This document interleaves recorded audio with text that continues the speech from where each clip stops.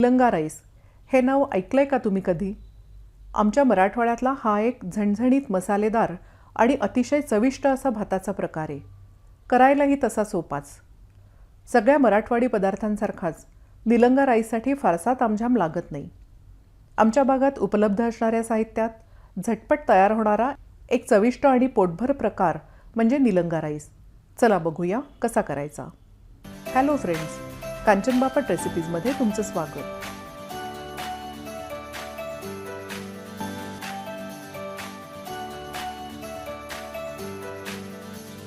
Nilanga rice करण्यासाठी हे असं सगळं साधंसुधं साहित्य लागतं. हिरव्या तिखट मिरच्यांना अशा चिरा देऊन घेऊ. आवडीप्रमाणे याचे मोठे मोठे तुकडेही करू शकता. आल्याचे छोटे छोटे स्लाइस करून घेऊ. मेथी जाडसर चिरून घेऊ. या भातासाठी फार बारीक असं काहीच चिरायचं नाही आहे. तमालपत्राची 4-5 पानं तोडून मिक्सरमध्ये घालू. दालचिनीचे छोटे छोटे तुकडे करून घालू. 5-6 लवंगा, 1 छोटी वेलची, अर्धी बडी इलायची आणि 8-10 काळे मिरे घालू. प्रत्येकी 1 टीस्पून जिरं आणि धने घालून मिक्सरवर जाडसर कुटून घेऊ. त्याच मिक्सरच्या भांड्यात आलं लसूण कुटून घेऊ. 1 वाटी मसूर डाळ आणि 2 वाट्यात तुकडा बासमती स्वच्छ धुवून घेऊ. मोठ्या भांड्यात 4-5 टेबलस्पून तेल घालू. तेल तापतंय तोपर्यंत हे खडे मसाले बघू. 2-3 तमालपत्र, छोटे दालचिनीचे तुकडे, 2-3 लवंगा, मिरे आणि एखादी हिरवी वेलची. हे सगळं आपण तेल तापल्यावर घालू. लगेच वाटलेलं आलं लसूण घालून परतून घेऊ. हे थोडंसं तळलं गेल्यावर चीर दिलेल्या मिरच्या घालून परतू. 2 मोठे कांदे घालून परतू. हे अर्धे करून लांब चिरलेले कांदेत. 2 वाट्या तांदूळासाठी आपण 2 कांदे वापरलेत. कांदे छान परतून झाल्यावर 2 मोठे मोठे चिरलेले टोमॅटो घालून परतूया.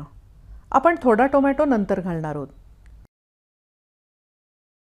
टोमॅटो थोडे परतले गेल्यावर 2 मोठे मोठे चिरलेले बटाटे, 1 वाटी रात्रभर भिजवलेले वाटाणे आणि जाडसर चिरलेली मेथी घालून परतू. यात थोडी हळद घालू. हा राईस मुळात सकाळी सकाळी कामावर जाणाऱ्या कामगार वर्गासाठी केला गेला असं म्हणतात. पण आता इकडे सगळीकडे तो खूप प्रसिद्ध झाला आहे. आता यात धुतलेली मसूर डाळ आणि तांदूळ घालून परतूया. मूळ रेसिपीत डाळीचं प्रमाण याहून खूप कमी घेतलं जातं, पण भात जास्त पौष्टिक व्हावा म्हणून मी डाळ जास्त घातली आहे. मी आज तुकडा बासमती वापरते आहे, पण याऐवजी फारसा मऊ भात न होणारा कोणताही जुना तांदूळ तुम्ही निलंगा राईससाठी वापरू शकता. यातले वाटाणे जर तुम्हाला जास्त मऊ शिजायला पाहिजे असतील तर बाहेर आधी थोडे शिजवून वापरा. बघा, आताच इतका मस्त खमंग वास येतोय. डाळ तांदूळाच्या बरोबरीने यात भाज्याही बऱ्याच असल्यामुळे हा भात भरपूर होतो. सॉरी फ्रेंड्स, मी यात आधी कढीपत्ता घालायला विसरले होते, म्हणून 8-10 पानं कढीपत्ता मी आत्ता घातला आहे. तुम्ही फोडणीतही कढीपत्ता थोडा घालू शकता. आता यात 5-6 वाट्या गरम पाणी घालू. मीठ घालून थोडं ढवळून घेऊ. यात जर फार जास्त पाणी घातलं आणि जास्त शिजवलं तर याची मसालेदार खिचडी होईल, म्हणून तुम्ही वापरत असलेल्या तांदूळाच्या अंदाजाने मोजकं पाणी घाला.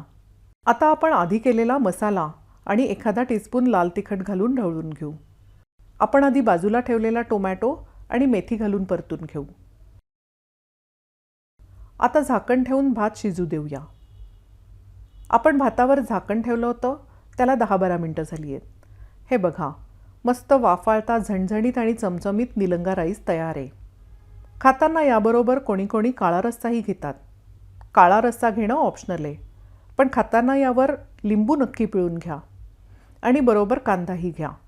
एवढं तिखट खायची सवय नसेल तर बरोबर ताजं ताकही घ्या.